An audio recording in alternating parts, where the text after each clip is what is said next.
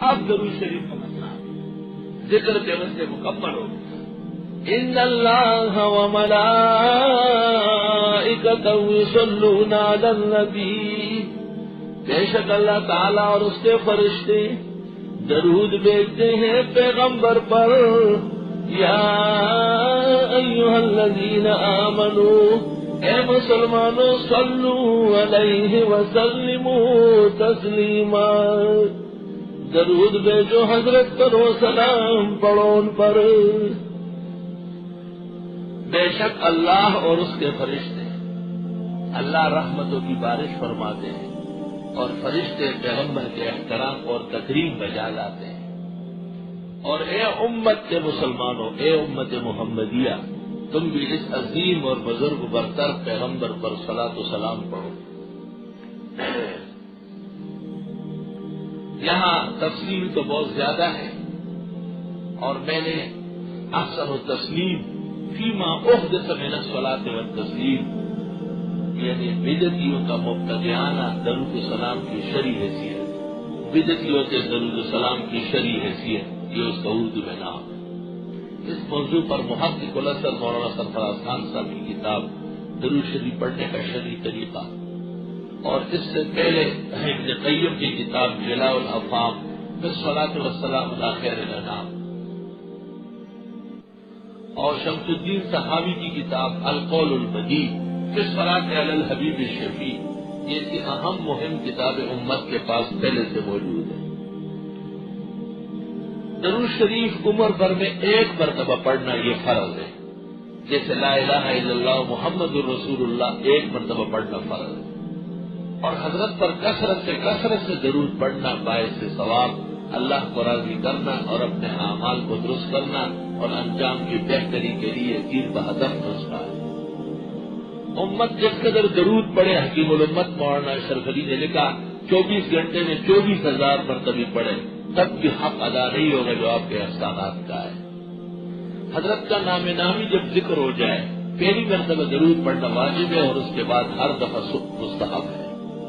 صحابی کی رائے یہ ہے کہ ہر دفعہ واجب ہے، یہ بظاہر مشکل ہے. اس طرح درود شریف پڑھنا سنت ہے، اس طرح لکھنا بھی سنت ہے.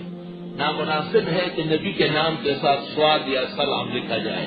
محدث بنوری نے معارف السنن میں حافظ عراقی کے حوالے سے لکھا ہے، قیل اول من رمز قطعت یدہ، سب سے پہلے جس نے حضرت کے نام کے کو چھوٹا کیا اور اشاروں میں لکھا اور صلی اللہ علیہ وسلم سے پرہیز کیا، اس کا ہاتھ کاٹا گیا.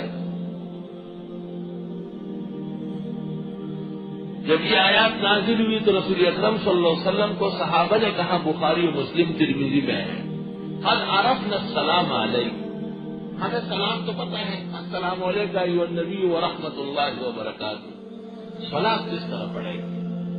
تو آپ نے فرمایا قولوا اللہم صلی علی محمد. یہ جو نماز کے درود یہ تعلیم فرمائے، تو اس سے کئی باتیں معلوم ہوئی. صحابہ نے خود نہیں گڑھا، نبی سے پوچھا.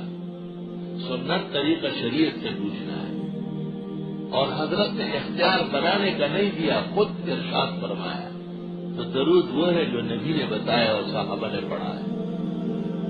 علماء لکھتے ہیں کہ اس کے ہم حکم اس طرح تفسیر ہے وہ بھی جائز ہے، جس کو کہتے ہیں علماء فی حکم ما ورد الاثر، فی حکم ما ورد الاثر. اس کی علامت یہ ہے کہ اس میں اللہ سے مطالبہ ہوگا، اللہم صلی اللہ علیہ یا رب صلی، لیکن الصلاۃ والسلام علیک یا رسول اللہ، یا حبیب اللہ، یا نبی اللہ، یا شفیع المذنبین.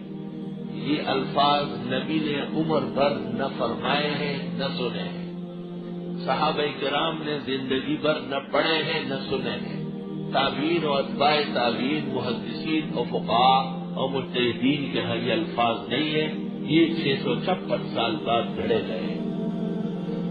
جس طرح الصلاۃ والسلام علیک یا رسول اللہ غلط ہے، اس طرح الصلاۃ والسلام علی رسول اللہ بھی غلط ہے. روح المعانی میں لکھا ہے وہذا لا یجزئ اتفاقا، اس پر اتفاق ہے کہ یہ ناجائز ہے، کیونکہ اس میں اللہ تعالیٰ سے مطالبہ نہیں ہے.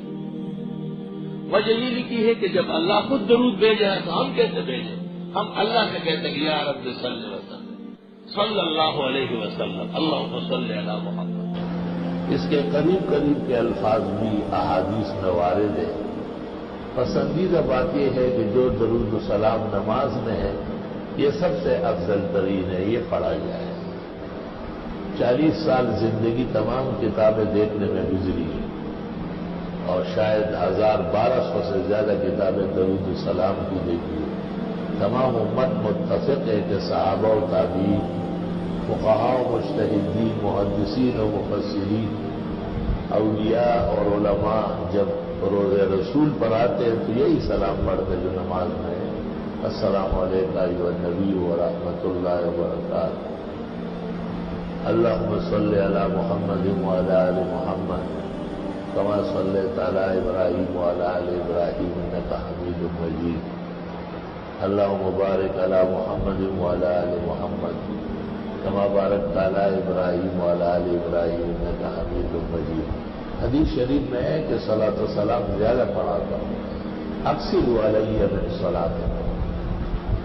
ایک حدیث میں ہے کہ سعادت مند وہ ہے جو درود و سلام بھیجے، اور ایک حدیث میں ہے کہ تم میں سے میرے نزدیک قیامت کے دن وہی ہوگا اور تم میں وہ شفاعت کا حقدار ہوگا جس نے مجھ پر بہت زیادہ صلاۃ و سلام وہ ہے جو آپ نے بیان کیا، جو لوگوں نے بنایا اس کا تو ثبوت مشکل ہے، تو اس کا اجر کہاں ملے گا؟ باقی تفصیلات کے لیے احسن التسلیم دیکھنا۔ ان الذین یؤذون اللہ ورسولہ، بے شک جو لوگ ایذا پہنچاتے ہیں اللہ اس کے رسول کو، یعنی خلاف سنت درود پڑھتے ہیں، یہ ایذا پہنچانا ہے۔